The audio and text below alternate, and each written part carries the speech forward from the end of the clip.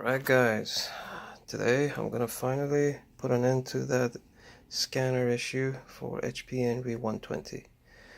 Or should I say, finishing the 120 saga. What you need to do, open the door, and then open this door, and then, while this is coming on, you see how it says the access door is open? What you do is, you remove uno, dos, tres screws, you put that aside, and then when you're greeted by this beautiful board, which be nice, be gentle, what you do is, you see that cable? Right there. This goddamn phone's won't zoom. Focus! Alright. You remove this, you clean it very, very nicely. And I suggest electric cleaner. It's like $5 or something from Home Depot. Spray it and the cable itself, the ribbon cable itself, and put it back in nicely.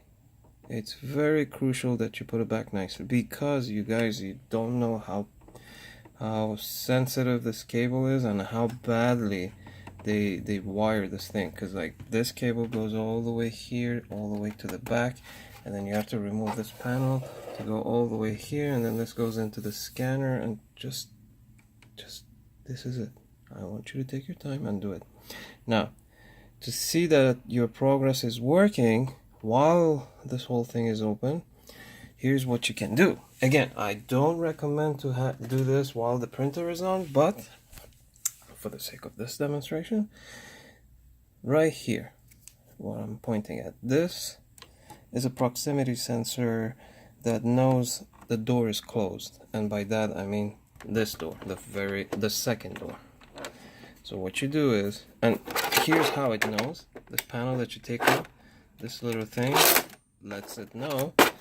So you put something like this right in between, and then suddenly the menu will come back on. Here again, let me show. Boop.